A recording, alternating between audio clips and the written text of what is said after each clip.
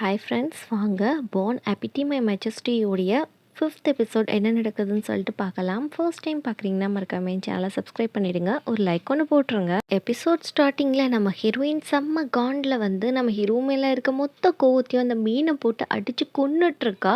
ஏன்னா அந்தளவுக்கு நம்ம ஹீரோ மேலே கோவமாக இருக்கா. இப்போ சுற்றி இருக்க வேலை செய்கிற எல்லா வேலைக்காரங்களும் ஹீரோயின் கோவமாக இருக்கிறத பார்த்துட்டு ஆளுக்கு ஒரு வேலைக்கு தெரிச்சிட்டு ஓடி போயிடுறாங்க. அப்போ ஜே தான் கொஞ்சம் போய் ஹீரோயின்கிட்ட பேசுகிறா. நீங்கள் என்ன பண்ணுறீங்க, ஏன் இவ்வளோ கோவமாக இருக்கீங்க, செத்த மீனை எத்தனை தடவை நீங்கள் அடித்து சாகடிக்க போகிறீங்க அப்படின்னு சொன்னால், ஹீரோக்கு ஹேங் ஓவர் சூப் பண்ணணும், இன்றைக்கி நான் பண்ணி அவனை ஒரு வழி பண்ணிடுறேன்னு சொல்லிட்டு ஹீரோயின் செம்மையாக காண்டாயிட்டு இருக்க. இங்கே ஹீரோவுக்கு தலைவலியில் உட்காந்துருக்கான். கரெக்டாக நம்ம ஹீரோயின் இப்போ தான் சாப்பாடு கொண்டுட்டு வரா. வந்தோடனே நம்ம ஹீரோ குறுன்னு பார்க்குறா. நம்ம ஹீரோக்கு ஒரு மாதிரியாக இருக்குது. ஏன்னா நைட்டு ட்ரிங்க்ஸ் பண்ணது, ஹீரோயின் கூட பேசினது இதெல்லாம் ஞாபகம் இருக்குது. ஆனால் கிஸ் பண்ணது மட்டும் அவனுக்கு ஞாபகமே இல்லை. இன்றைக்கி ஹீரோயின் சூப் கொண்டு வந்து கொடுத்துருக்கா. இது ஹேங் ஓவர் சூப், இது குடிங்க அப்படின்னு சொல்கிறப்போ, இப்படிலாம் ஒரு சூப் இருக்கான்னு சொல்லிட்டு ஹீரோ கேட்க, ஆல்ரெடி செத்து போன மீனை பயங்கரமாக அடித்து அதுலேருந்து அதை சதையை எடுத்து பண்ணிட்டு வந்திருக்கேன்னு ஹீரோயின் சொல்ல, ஏன் அரசரே நைட்டு நடந்ததெல்லாம் நீங்கள் மறந்துட்டீங்களா அப்படின்னு சொல்லிட்டு ஹீரோயின் கேட்க, என்ன நடந்துச்சு அப்படின்னு சொல்லிட்டு ஹீரோ கேட்குறான். ஏதாவது நடந்துச்சா நீ சொல்லு, ட்ரிங்க்ஸ் பண்ணால் நான் எல்லாத்தையும் மறந்துடுவேன் அப்படின்னு சொல்கிறப்போ, ஓ அப்படியா, பண்ணுறதெல்லாம் பண்ணிவிட்டு நீ மறந்து வேற போயிடுவியா அப்படின்னு சொல்லிட்டு ஹீரோயின் காண்டாயிட்டு கிளம்பி போ பார்க்க, ஹீரோ டக்குன்னு கையை பிடிச்சிட்டு ஒரு நிமிஷம் நில்லு, நைட் என்ன தான் நடந்துச்சு அதை சொல்லு அப்படின்னு சொல்கிறப்போ, இது வேற உனக்கு விளக்கமாக வேற சொல்லணுமா, நீ மறந்து போனது கூட நல்லது தான் அப்படின்னு சொல்லிட்டு ஹீரோயின் காண்டாயிட்டு இருக்க. ஹீரோவுக்கு மண்டையே கொள்ளும்போது என்ன நடந்துச்சுன்னு சொல்லிட்டு அப்போ கரெக்டாக வந்து இந்த தாத்தா சொல்கிறாரு, ஒன்றும் இல்லைப்பா, நீ ஹீரோயினை வந்து நைட்டு ரொம்ப குடிச்சிட்டு இருந்தியா, அப்போ நான் சாப்பாடு கொண்டு வர சொன்னானா, அப்போ நீ ஹீரோயினை வந்து கிஸ் பண்ணிட்ட லிப்லே அப்படின்ற மாதிரி இவர் சொல்ல, என்னது அவ்வளோ நான் லிப்பில் கிஸ் பண்ணனா அப்படின்னு சொல்லிட்டு ஹீரோ இங்கே ஒரு பக்கம் வாயை பிளந்துட்டு இருக்கான். கொஞ்சம் யோசிச்சு பார்த்தோன்னே நம்ம ஹீரோக்கு எல்லாமே நினைவு வந்துடுது. அதுக்கு தான் அவன் என்றைக்கும் இல்லாமல் இன்றைக்கி ரொம்ப என் மேலே கோவமாக இருந்தாலோ அப்படின்னு சொல்லிட்டு ஹீரோ நினச்சிட்டு ரொம்ப குழம்புறான். இருந்தாலும் நான் அப்படி பண்ணியிருக்க கூடாது, பரவாயில்ல நான் குடிச்சிட்டு தானே பண்ணேன், நான் ஒரு அரசன், அதனால் நான் இதுக்கெல்லாம் பயப்படக்கூடாது, சரி போனால் போகுது, அவள் ஒன்றும் பார்க்க அவ்வளோ ஒன்றும் அழகாக ஒன்றும் இல்லை, அட்ராக்டிவாலாம் கிடையாது அப்படின்ற மாதிரி இவனுக்குள்ளே பல விஷயங்களை யோசிக்கிறான். ஹீரோயின் ஒரு பக்கம் திட்டிக்கிட்டே போகிறா, எப்படி அவன் கிஸ் பண்ணதை மறப்பான் அப்படின்னு சொல்லிட்டு டக்குன்னு வந்து நம்மளுடைய ஆக்டர் வரான். இவன் பேர் வந்து காங்குன்னு வச்சுக்கலாம், ஏன்னா இவன் பேர் எனக்கு வாயிலே நுழையவே மாட்டுக்கு. ஹீரோயினுக்கு வந்து இவனை பார்த்தோன்னே யாருன்னு தெரியல. டக்குன்னு இவன் என்ன பண்ணுறான்னா முடியெல்லாம் அப்படியே ஸ்டைலாக எடுத்து விட்றான். நம்ம ஹீரோயின் கண்டுபிடிச்சிடுறா, அட படுபாவி பயலே, அன்றைக்கி காப்பாற்றுறேன்னு சொல்லிட்டு நல்லா ஹீரோ கிட்ட எங்களை மாட்டி விட்டுட்டு போயிட்டியேடா அப்படின்னு சொல்ல, இப்போ காங் சொல்கிறான், உன்னுடைய அசிஸ்டன்ட் இருப்பாள் ஜே, அவள் எப்படி இருக்கா, அவள் வந்து கீழே விழுந்து அவளுக்கு அடிபட்டுருச்சு, யாரோ அவளை குத்த போயிட்டாங்க தெரியுமா அப்படின்ற மாதிரி இவன் சொல்ல, அப்போ தான் நம்ம ஜே சொன்னதெல்லாம் ஞாபகம் வருது. இந்த மாதிரி காங்க பார்த்தேன்னு சொன்னதெல்லாம். ஹீரோயின் கேட்குறா, யார் அவளை வந்து குத்த பார்த்தது உனக்கு தெரியுமா அப்படின்னு சொல்லி கேட்குறப்போ, இல்லைப்பா, ஆனால் வந்து கோட் லேடியோட ட்ரெஸ் தான் போட்டிருந்தாங்க, நான் ஃபேஸை பார்க்கல அப்படின்ற மாதிரி இங்கே சொல்லிட்டு காங்கு வழக்கம் போல் குரங்கு மாதிரி தாவி போக, இங்கே ஹீரோயின் போகிறதே நம்ம காங்கு ஒரு மாதிரியாக பார்க்குறான். அப்போ தான் ஒரு விஷயத்தை பார்த்து யோசிச்சு பார்க்குறான். அந்த கோட் லேடி வந்து அவளை கொத்த போயிருப்பாங்க இல்லையா, அப்போ வந்து அவங்க கையில் ஒரு ஷார்ப்பான ஊசி இருக்கும், அது கீழே போட்டு போயிருப்பாங்க. நம்ம காங் வரதை பார்த்து இப்போ நம்ம காங் என்ன பண்ணுறான்னா, அந்த ஊசியை எடுத்து வச்சுட்டு ஆல்ரெடி அவன் கிட்ட வந்து அதுக்கு அது வைக்கிற மாதிரி ஒரு புனல் மாதிரி இருக்குது, அதுக்குள்ளே வச்சு அதை செட் பண்ணோடனே அது வந்து கரெக்டாக பொருந்தது. இப்போ ஒரு விஷயத்தை யோசிச்சு பார்க்குறான். சின்ன வயசில் அவன் தங்கச்சியை அரண்மனைக்கு அனுப்பி வச்சுருப்பான். அப்போ அவங்க தங்கச்சி பொணமாக தான் திரும்பி வந்திருப்பா. சந்தோஷமாக போன நீ பொணமாக வந்துட்டியேன்னு சொல்லிட்டு பயங்கரமாக அழுதுட்டு, உன்னுடைய மரணத்துக்கு யார் இப்படி காரணமாக உங்களை சும்மா விட மாட்டேன்னு சொல்லிட்டு நம்ம காங் நினச்சிருப்பான். இப்போ வந்து அது அந்த புனலை எடுத்து அந்த இன்சர்ட் பண்ணி பார்த்தா அது கரெக்டாக வந்து பொருந்தது. இப்போ காங் சொல்கிறான், என் தங்கச்சியோட மரணத்துக்கு பின்னாடி யார் இருக்காங்கன்னு சொல்லிட்டு கண்டுபிடிக்கிற டைம் வந்துடுச்சு அப்படின்னு சொல்லிட்டு. இப்படி காங்குக்கு ஒரு ஃப்ளாஷ்பேக் இருக்க. இப்போ வில்லி பொண்ணு சொல்கிறான், நான் ஹீரோவை பார்க்க போக போகிறேன், நான் வாரேன்னு சொல்லிட்டு அவர்கிட்ட இன்ஃபர்மேஷன் கொடுங்க அப்படின்னு சொன்னால், ஹீரோ உங்களை பார்க்க ரெடியாக இல்லையா அப்படின்ற மாதிரி இங்கே அவங்களோட கோட் லேடி சொல்கிறாங்க. இங்கே வில்லிக்கு செம்ம காண்டாகுது, வர வர இவன் போகிற போக்கே சரியில்லை, இவனுக்கு ஒரு ஷாக் ட்ரீட்மெண்ட் கொடுத்து தான் ஆகணும் போல இருக்குது அப்படின்னு சொல்லிட்டு இங்கே வில்லி ஒரு பக்கம் காண்டாயிட்ருக்க. இப்போ அரசருக்கு வந்து நிறையா வந்து லெட்டர்ஸ்லாம் வந்திருக்கு. என்ன வந்திருக்குன்னு பார்த்தா, ஹீரோவுடைய நாட்டு மேலே அதிகமாக வந்து டேக்ஸ் வந்து பே பண்ண சொல்லியிருக்காங்க. எல்லாம் மினிஸ்டர் பையன் சொல்லிட்டு இருக்கான். தூதர்கள் வந்து வரப்போகிறாங்க, அவங்க பேர் எக்கோன்னு சொன்னோன்னே இங்கே ஹீரோக்கு செம்ம காண்டாகுது. என்னது, அவன் எதுக்கு நம்ம நாட்டுக்கு வந்து தூதராக வரப்போகிறான், ஆல்ரெடி 2 வருஷமாக அவன் தானே இருந்தான், அவனுக்கு சுத்தமாக பிடிக்காது, அவன் நம்மளுக்கு அகெயின்ஸ்டாக நிறையா பண்ணுவான் அப்படின்ற மாதிரி ஹீரோ இங்கே அவன் பேரை கேட்டோன்னே செம்மையாக கொந்தளிக்கிறான். இவங்களுக்குள்ள என்ன ஃப்ளாஷ்பேக் இருக்குன்றது தெரியல. இப்படி காண்டாயிட்ருக்கு. இப்போ வந்து நம்ம கிம்மு சொல்கிறான், என்ன அரசரை நைட்டு வந்து ட்ரிங்க்ஸ் பண்ணிவிட்டு நீங்கள் வந்து ராயல் குக் கிட்ட கொஞ்சம் அட்வான்டேஜ் எடுத்துக்கிட்ட மாதிரி தெரியுதே அப்படின்ற மாதிரி இவன் கேட்க, இப்படிங்க அறகுறையாக சொல்லிட்டு சொல்லிட்டு, "நான் கிளம்புறேன் அரசரே, அப்புறமா வந்து பார்க்குறேன்" அப்படின்னு சொல்லிட்டு இவன் போறான். ஹீரோ, "ஒரு நிமிஷம் நில்லு. நீ என்ன சொல்ல வந்தியோ, அத முழுசா சொல்லிட்டு போ" அப்படின்னு சொல்றப்போ, "நீங்க வந்து அந்த பொண்ண வந்து கிஸ் பண்ணிட்டீங்க லிப்ஸ்லயே" அப்படின்ற மாரி சொல்லி சிரிக்க, "சரி இப்ப அதுக்கு என்ன பண்றது? அவ என் மேல கோவமா இருக்கா. அவள கூலாக்குறதுக்கு ஏதாவது ஐடியா சொல்லு" அப்படின்ற மாரி அரசர் கேட்க, "சரி அவளுக்கு வந்து நீங்க ஏதாவது கிஃப்ட் பண்ணுங்க" அப்படின்ற மாரி இங்க கிம் சொல்ல, "அவளுக்கு நான் மோதிரம் குடுக்கவா? வைரம் குடுக்கவா?" அப்படின்னு கேட்டா, "நீங்க நெனைக்கிற மாரி அவ ஆர்டினரியான பொண்ணு கிடையாது. அவளுக்கு ஏதாவது ஆள் மனசுல புடிச்சது தான் நீங்க குடுக்கணும். அப்பதான் அவ இம்ப்ரெஸ் ஆகுவா. மத்தவங்கள மாரி சாதாரண பொருளுக்கு மயங்குற பொண்ணு ஒண்ணும் இல்ல. அவளுக்கு என்ன பிடிக்கும்? நீங்க நல்லா யோசிச்சு பார்க்கணும் தீவிரமா." அப்படின்ற மாரி இவன் ஹீரோ கிட்ட கொளுத்தி போட்டுட்டு போறான். அதுக்கப்புறம் ஹீரோ வந்து அரசவையில தான் காமிக்கிறாங்க. இங்க வந்து அந்த தூதர்கள் வராங்க இல்லையா? அவங்களுக்காக வந்து 200 பொற்காசுகள் வந்து வெள்ளி பொற்காசுகள் குடுப்போம் அப்படின்ற மாரி சொல்றாங்க. நெறைய பார்ட்டிலாம் வச்சிருக்கோம் உங்களுக்கு என்ஜாய்மென்ட் பண்றதுக்கு. நீங்க ஒண்ணும் கவலைப்படாதீங்க. அந்த நாட்டோட நம் நாட்டுக்கு போர் வராதுன்னு சொல்றப்போ, என் நாட்டு மக்கள் கஷ்டப்பட்டு சம்பாரிச்ச பணத்த ஏதோ ஒரு தூதரகத்துக்கு நான் குடுக்க விரும்பல. இதெல்லாம் எதுவும் குடுக்க வேணாம். மிச்சம் மீதி என்ன இருக்கோ அத போட்டு அனுப்பிவுடுங்க அப்படின்னு சொல்லிட்டு இங்க ஹீரோ வந்து அந்த தூதர்கள் மேல ரொம்பவே கடுப்பாயி பேசுறான். இப்ப சொல்றாங்க, "வேண்டாம் நம்ம அப்படி பண்ணுனா அந்த நாட்டுலேருந்து நம்ம நாட்டுக்கு போர் தொடுப்பாங்க" அப்படின்னு சொல்றப்போ, ஹீரோ அதெல்லாம் கேட்கல. ஹீரோ வந்து கிளம்பி போயிட்டு இருக்கான். அப்ப வந்து ஹீரோவோட அசிஸ்டன்ட் சொல்றான், "ஆல்ரெடி நம்ம ஹீரோ ஒரு டிடெக்டிவ் வச்சு உங்க அம்மாவ பத்தி விசாரிக்க சொல்லியிருப்பான் இல்லையா? இப்ப அவன் சாகல. உயிரோட தான் இருக்கான். யாரோ அவன மறைச்சு வச்சிருக்காங்க சேஃப்டியா. எதுக்காக இப்படி பண்றாங்கன்னு தெரியல. ஆனா நாங்க தேடி பார்க்குறப்போ, அம்மாவ பத்தின சில இன்ஃபர்மேஷன் வரலாறுல இருக்கும். பண்ண மிஸ்டேக்க அத வந்து அவன் எடுத்துட்டு வரப்ப தான் இவங்க ஆட்டைய போட்டுருப்பாங்க. அத காணோம்னு சொல்றப்போ, நல்லா ஒரு 10 ஆட்கள கூட்டிட்டு போய் தேடுங்க. கண்டிப்பா எனக்கு அவன் வேணும்." அப்படின்ற மாரி இங்க ஹீரோ சொல்றான். இங்க வில்லி பொண்ண தான் காமிக்கிறாங்க. ஹீரோக்கு வந்து ஃபிசிக்கல் எக்ஸாமினேஷன் வருதாம். அதுக்கு வந்து வரப்போகுதுன்ற மாரி வேலைக்காரி சொல்ல, அவனுக்கு நான் சாப்பாடு செஞ்சு குடுத்து, இந்த சமயத்துல தான் அவன கவுக்கணும் அப்படின்ற மாரி வில்லி பொண்ணு இங்க பிளான் போட்டுட்ருக்கா. இங்க ஹீரோக்கு வந்து அவங்க அம்மா நெனப்பாவே இருக்கு. அம்மா என்ன தப்பு பண்ணாங்கன்னு தெரியலையே! எதுக்கு எல்லாரும் என்கிட்டருந்து இப்படி மறைக்கிறாங்க அப்படின்னு சொல்லிட்டு இவன் கிச்சன் பக்கம் போக, தாத்தா சொல்றாரு, "அரசரே நீங்க ராயல் வந்து கிச்சன் பக்கம் வந்திருக்கீங்க" அப்படின்னு சொன்னதுக்கப்புறம் ஹீரோ நெனைக்கிறான், "எதுக்கு என் மனசு அவளே தேடுது? எங்க அம்மான்னு சொல்றப்பலாம் அவ தான் எனக்கு ஞாபகம் வரா" அப்படின்னு சொல்லிட்டு ஹீரோ இங்க படபடன்னு யோசிச்சுக்கிட்டு இருக்க. லியோட அசிஸ்டன்ட் வந்து இது மாரி அரசர் ரொம்ப கோவமா இருக்காரு. அதனால சாப்பாடுலாம் சாப்பிட மாட்டேக்காரு அப்படின்ற மாரி சொல்லிக்கிட்டு இன்ஃபர்மேஷன்லாம் குடுக்க, சர்வன்ட் வந்து ஹீரோயின் கிட்ட சொல்றான், "அரசருக்கு வந்து சாப்பாடு வேண்டாம். அதனால நீங்க எடுத்துட்டு வராதீங்க" அப்படின்னு சொல்றப்போ, "போன தடவையும் இப்படிதான் மூட் அப்செட்ல இருந்தான். பரவால்ல என்னோட கடமை சாப்பாடு குடுக்குறது தானே. அது கரெக்ட்டா நான் செய்வேன்னு" சொல்லிட்டு இங்க எல்லாரையும் சமைக்க கூப்பிட, அப்ப இந்த சிடுமூஞ்சி பையன் மட்டும் பாக்கெட்லேருந்து ஒரு விஷயத்த எடுக்குறான். என்னன்னு பார்த்தா அந்த வில்லி தான் சொல்லியிருப்பா, தக்க சமயம் பார்த்து இந்த ஹீரோக்கு செய்ற சாப்பாடுல இந்த விஷயத்த கலந்து உட்ரு அப்படின்னு சொல்லியிருப்பான். இவனும் ஒரு மாரி வில்லத்தனமா யோசிச்சுட்டு போறான். எப்ப கலக்க போறான்னு தான் தெரியல.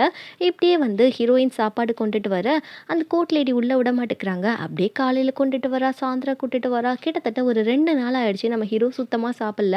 ஹீரோயினுக்கு ஒண்ணுமே புரியல. எதுக்கு இவன் இப்படி பண்றான்னு சொல்லிட்டு சாப்பாடுலாம் ரிட்டர்ன் கொண்டுட்டு போறா. அவ இடத்துக்கு போயிட்டு நைட்ல ஒரு விஷயத்த யோசிக்கிறா.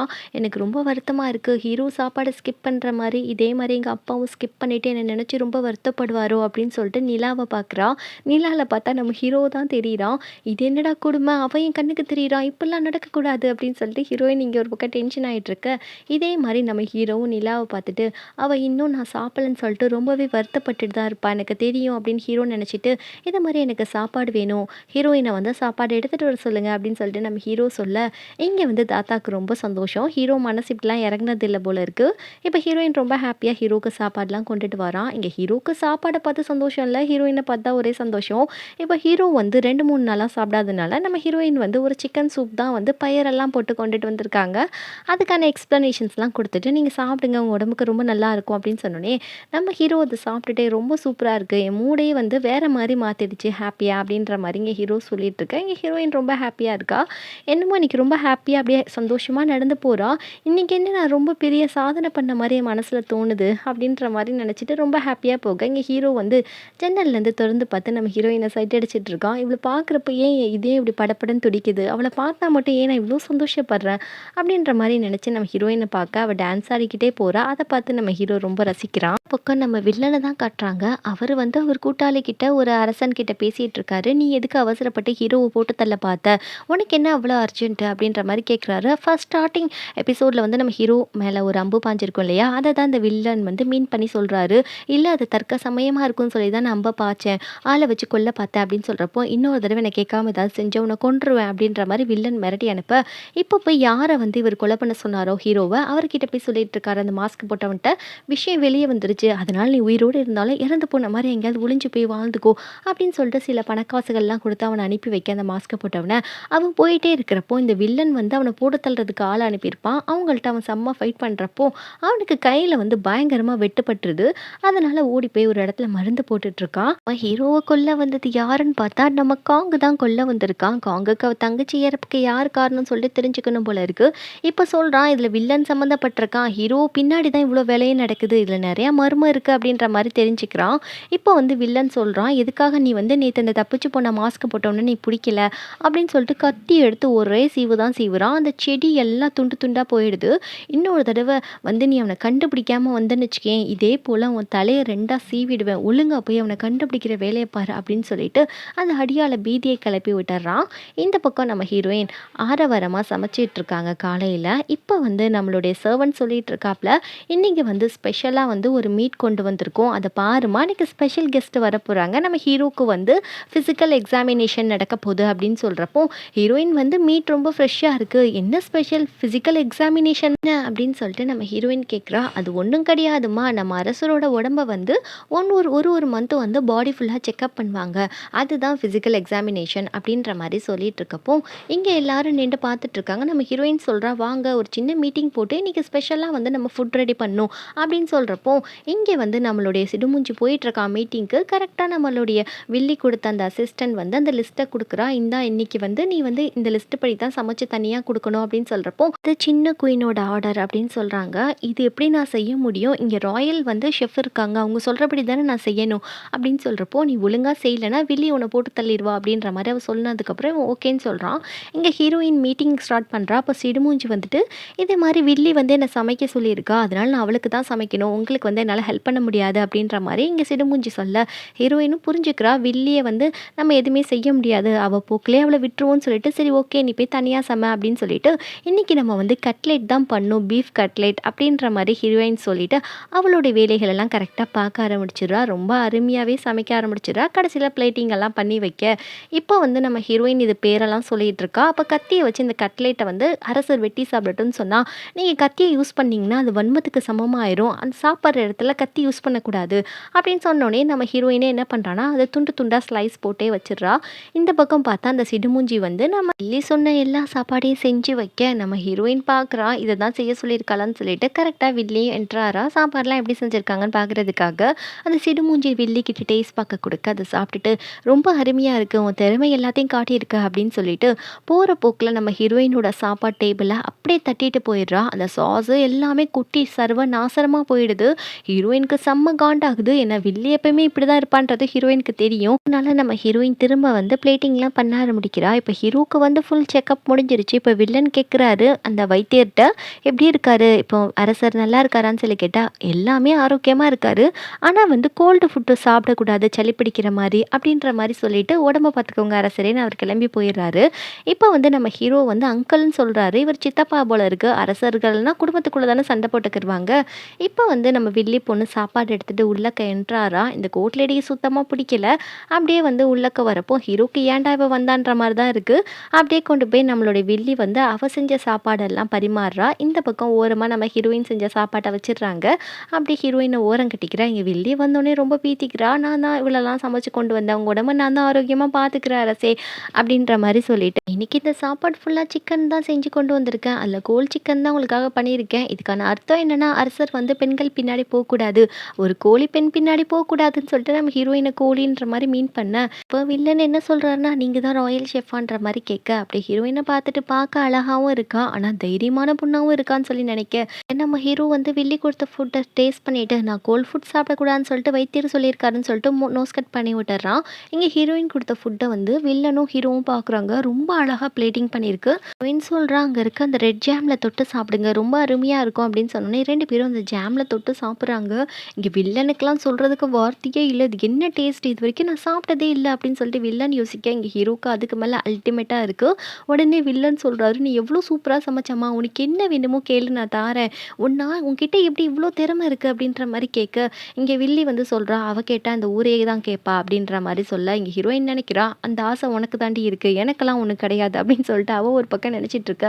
எனக்கு எதுவுமே வேணாம் சாதாரண வந்து சமைக்கிறதுக்கு எனக்கு இன்க்ரீடியன்ஸ் இருந்தால் மட்டும் போதும், காய்கறிகள் மட்டும் இருந்தால் போதும், வேறு எதுவும் எனக்கு பெரிய ஆசை கிடையாது அப்படின்னு சொன்னோன்னே இங்கே இங்கே பார்த்தா நம்ம ஹீரோவும் வில்லனும் பயங்கரமாக வெளுத்துக்கிட்டு இருக்காங்க சாப்பாட்டை. இங்கே வில்லியோட சாப்பாட்டை யாருமே சாப்பிடல. இங்கே ஹீரோயின் நினைக்கிறா நீ என்ன செய்வேன்றது எனக்கு எல்லாமே தெரியும். ஏன்னா நான் கடந்த காலத்துலேருந்து வந்திருக்கேன் அப்படின்னு நினைக்க இங்கே வில்லன் சொல்கிறான் எல்லா காய்கறியும் உனக்காக என் நாட்டிலேருந்து அனுப்பி வைக்கிறேன்னு சொல்லிட்டு இப்போ ஹீரோ வந்து ஹீரோயின் செஞ்ச அந்த ஃபுட்டை அந்த புக்கில் வந்து டயக்ராம் பண்ணி வச்சுக்கிட்டு இருக்கான். அதோட பேரையும் எழுதி வைக்க இங்கே வந்து மந்திரியை தான் காட்டுறாங்க. மினிஸ்டரும் அவங்க பையனும் தான் பேசிகிட்டு இருக்காங்க. இங்கே மினிஸ்டர் பையன் சொல்கிறான் ஹீரோக்கு வந்து இது மாதிரி ராயல் குக்கை வந்து ரொம்ப பிடிச்சிருக்கு, அவளை மடக்கிறதுக்கு நான் ஐடியா கொடுத்துருக்கேன். அவளோட ஹேண்ட்பேக் ஒன்று இருக்குது, அதை கொடுத்தா அவள் மடங்கிடுவான்னு சொல்லியிருக்கேன். அந்த ஹேண்ட்பேக் நான் எடுத்துட்டேன், அதில் பார்த்தா வினோதமாக நிறையா இருந்துச்சு, அதை பார்த்து நான் பயந்துட்டேன். மற்றபடி சொல்லிக்கிறது அளவுக்கு ஒன்றும் கிடையாது அப்படின்னு சொல்கிறப்போ இங்கே வந்து மந்திரி சொல்கிறாரு நீ ஹீரோட்ட கொடுத்து ஹீரோ எப்படியாவது கைக்குள்ளே போட்டு வச்சுக்கோ, அப்போ தான் நம்ம காரியெல்லாம் சாதிக்க முடியும்னு சொல்கிறப்போ காலையில் ஆனோடனே மந்திரி பையன் என்ன பண்ணுறான்னா நம்ம ஹீரோ கிட்ட வந்து அந்த ஹேண்ட்பேக்கை கொடுக்குறான். இங்கே ஹீரோக்கு ஒரே ஆச்சரியம், இந்த ஹேண்ட்பேக்கை நீ எப்படி கண்டுபிடிச்ச அப்படின்னு சொல்லிட்டு நம்ம ஹீரோக்கு ஒரே குஷியாக போகுது. ஹீரோயினுக்கு இது ரொம்ப பிடிக்கும்னு சொல்லிட்டு அவன் சொல்கிறான் நான் மலையிலேருந்து ஆட்களை அனுப்பி நான் எடுத்துகிட்டு வர சொன்னேன்.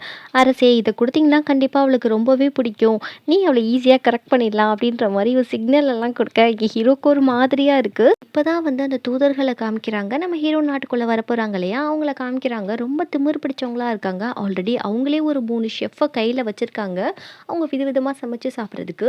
இப்போ ஹீரோவுடைய நாட்டு சாப்பாடு ரொம்ப கேவலமாக இருக்குன்றதுக்காக அந்த ஷெஃப்பை வந்து சமைக்க சொல்கிறாங்க. அவங்களும் ஹீரோயின் மாதிரி நல்லா பிளேட்டிங்லாம் பண்ணி செம்மையாக சமைச்சு கொடுக்க ஹீரோ நாட்டை சேர்ந்த சிற்றரசர் ஒருத்தர் சாப்பிட்டுட்டு வியந்து போகிறாரு. அப்போ வந்து இந்த தூதரகம் சொல்கிறாங்க ரொம்ப கேவலமாக இருக்குது உங்கள் நாட்டு சமையல், ஜோஷன் நாட்டு சமையல் அப்படின்னு சொல்லி அசிங்கப்படுத்துறாரு. இப்போ வந்து நம்ம ஹீரோயினை அந்த சர்வெண்ட் ஒரு இடத்துக்கு கூட்டிகிட்டு போகிறாரு. எங்கன்னு பார்த்தா அந்த நாட்டோடைய வந்து காய்கறி ஃப்ரூட்ஸ் எல்லாம் வளர்கிற ஒரு கார்டனுக்கு கூட்டிகிட்டு போகிறாரு. ஹீரோயின் சொல்கிறா இது வரலாறுல நான் படிச்சிருக்கேனே ரொம்ப அழகாக இருக்குது அப்படின்னு சொல்லிட்டு பார்த்துட்டு இருக்கப்போ நீ எப்போ வேணால் வரலாம், இந்த இடத்துல உனக்கு ஏதாவது சமைக்க திங்ஸ் வேணா நீ எப்போ வேணால் வந்து எடுத்துக்கலாம் அப்படின்ற மாதிரி நம்ம ஹீரோ வந்து சொல்லிட்டு இருக்கான். இங்கே ஹீரோயின் ரொம்ப சந்தோஷப்பட்டு இருக்கப்போ அங்கே ஒரு இடத்துக்கு போகிறா. அங்கே மிளகாய் செடி இருக்குது. அதை நம்ம ஹீரோயின் பார்க்க போகிறப்போ ஹீரோ வேண்டாம் அது விஷச்செடி, அதை தொடாத அப்படின்னு சொல்கிறப்போ நம்ம ஹீரோயினுக்கு மிளகாவை பார்த்து ரொம்ப சந்தோஷமாய் அதை கடிச்சு மிளகாவெல்லாம் டெஸ்ட் பண்ணிவிட்டு எனக்கு இப்போ தான் ரொம்ப ஹாப்பியாக இருக்குது மிளகாய் கிடச்சிருச்சு அப்படின்னு சொல்லிட்டு இவ ஹீரோவை பிடிச்சி கையை போட்டு குலுக்க ஹீரோ வந்து உனக்கு கிஃப்ட் வாங்கிட்டு வந்திருக்கேன்னு சொல்லிட்டு அந்த ஹேண்ட்பேக்கை கொடுக்குறோம். இங்கே ஹீரோயினுக்கு வந்து என்னது எனக்கு கிஃப்டான்னு சொல்லிட்டு ஓப்பன் பண்ணி பார்த்தா ஹேண்ட்பேக்கு அவ்வளோதான், அவளுக்கு அழகியே வந்துடுது.